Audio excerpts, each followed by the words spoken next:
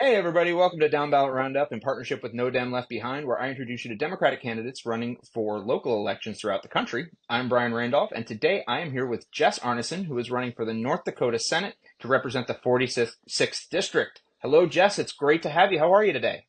Hey, good morning, Brian. Thank you so much. I'm happy to be here and appreciate you taking the time to get to hear my voice here in North Dakota. Thank you. Absolutely, absolutely. Welcome. Why don't you start by telling us a little bit about you? Yeah, you got it. Well, I live in South Fargo. For the past 12 years, we've been in our district. 8 of those 12 years, my husband Jared and I owned a small mom and pop coffee shop and bakery and cafe, gift shop, kind of everything rolled into one. Okay. Why don't you tell me a little bit about District 46? In our county, in Cass County, there are 11 districts. The district that I'm in is a long, skinny strip that follows the Red River in the south part of Fargo. It has a little over 15,000 people in it Hmm. and is largely made up of families and people over the age of 55. Okay. And okay, so when you're out there, I'm sure you've been out talking to people. What are you hearing from people? What are the kind of issues that are really sticking out with people in the district? Well, the city of Fargo has experienced great growth over the past several decades. But just to give you a quick snapshot, in the year 2000, our population was 90,600. This year, right now, it's at 133,000, and a little bit more than that. You can imagine what that's done to our resources, our local resources. A lot of our public infrastructure is funded by property taxes, and right now there's a quite contentious debate in our state if we should reform property taxes. There's been outcry from the public for the last 20 years to reform property taxes. And while the legislature has done some small Band-Aid measures, it hasn't really reformed the entire process in a way that is predictable and sustainable for the taxpayers and people living in communities. What you pay for your property taxes right now is based on the value of your home. And as our small communities have been emptying out and people have been growing into our larger communities like Fargo, Grand Forks, Bismarck, and Minot, the values of our homes in those cities has gone up exponentially. And that means our property taxes have gone up like that too. You can't predict it. And if you're on a fixed income particularly, people are being priced out of their homes. Hmm. And how is the infrastructure holding up? I mean, are things starting to break down in the meantime? Things aren't breaking down. However, like when I met with our police chief, right now for us to be meeting the standards, we're about 18 full-time officers short of that. And not because there aren't applicants and people ready to serve, but because we don't have enough funding for those positions in our current revenue streams. Same with our EMS across the state. Just in Cass County, we are short about 20 to 25 full-time paramedics. So our emergency services are really strained. And right now, our fire department actually put a measure on the ballot to try to increase our sales taxes so that they can be raising revenue to be recruiting and retaining firemen, because there are also huge shortages in that as well. So public safety is a great concern of everybody that I've been meeting, as well as wanting to know that they're going to be able to afford their property taxes. And what it all comes down to is that our state needs to be sending more money to our communities to be helping with those infrastructure needs. And what do you think? I mean, specifically in the Senate, what do you think is a specific legislative initiative that could move forward to kind of alleviate this problem? Well, in North Dakota, you're probably familiar with the big oil boom that's been happening Hmm. over the past several decades. And the taxes that have been generated by the state off of the oil that's been harvested from our lands here have been kept in a legacy fund, which is wonderful. Our legacy fund is a big nest egg that we're keeping well protected for the future of North Dakota. But while it's being, while it keeps being invested in, the interest being generated from it is something that our state could be using to help alleviate some of this pressure. Okay, I want to shift gears a little bit. I've spoken with some other candidates around sort of the Midwest and particularly your area of the Midwest and who've talked about dealing. It doesn't sound like you're hitting this as much, but dealing with more of the cultural issues, the culture war kind of stuff. Are you hearing much of that, or is it mostly focused kind of on the more nitty gritty, nuts and bolts kind of stuff? The last legislative session, our legislators on the far right chose to spend a lot of focus on culture war issues that affect tens of people in North Dakota, and where there are already local measures put in place by those systems that are affected. So I think our legislature really needs to be dealing with the issues that affect all North Dakotans, not just a few cases.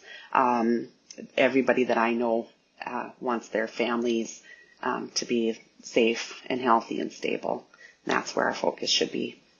And do you think like when you talking to people door to door that people are generally responding in the same way? People recognize that maybe this was not necessarily a great use of time. Absolutely. They want to know, what are you going to do about our property taxes? I can't afford my property taxes. And what are we going to do about the rising crime that comes with the high growth of a city? Most of the people in my life are in education or healthcare, and I've spent many years volunteering for community organizations like our volunteer ambulance squad. And I worked at our local, our food bank that distributes food across the whole state, doing rural outreach, and having affordable childcare, being able to afford their health insurance. Those are things that people care about. Having high wage jobs, the people that keep our community safe, that take care of children, take care of our elderly, take care of disabled people, they aren't making living wages here. They are working 2 and 3 jobs, working crazy shifts, taking them even more away from their families. That's not right. We need to value those. We need to fund our values, basically. The people that take care of people and who keep our communities healthy, safe, and stable need to be paid living wages for that. Also, mental health and addiction services are so lacking in our state.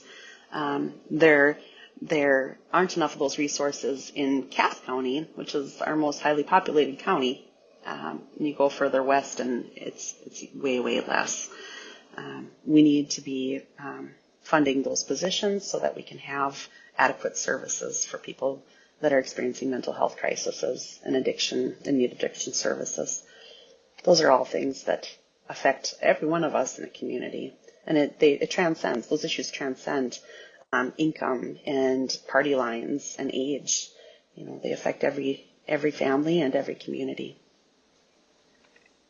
So just real quick, I'd like to hear how your I know that it can be a little bit rough running a Democratic campaign in a very red state. How's your organizing going out there? Well, when I started door knocking in August, I was prepared for the worst. I wasn't sure what to expect. However, in our district, when we moved here, almost 12 years ago now, it was purple. We had a Democrat in this spot that I'm running in for our District 46 Senate seat. And then for the 2 House seats, there was a very ultra-conservative, kind of right-wing person who continues to be in that seat. And then a more center-right person who's no longer with us. So it was a very moderate district, and I felt like it really did represent our district well. Everybody's voice was at the table and heard. And that changed in 2016. But even then, since then, that same kind of far-right guy has been in the House seat.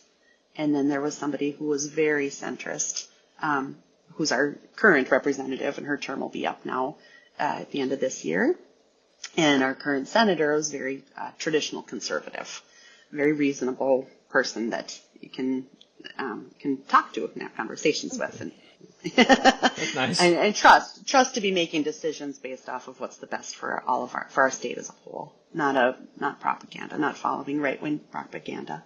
However, those two more centered people have been pushed out of their party. And the two people that have been recruited are on that far right side. Neither of them have ever been involved in local or state government. And all three of them are for abolishing our property taxes. And for focusing on those culture war issues. And that's just not what our state needs more of. That doesn't help any of us. We need to find common ground. All right. Well, now we've come to my last question, which is my favorite question. I call it my softball question.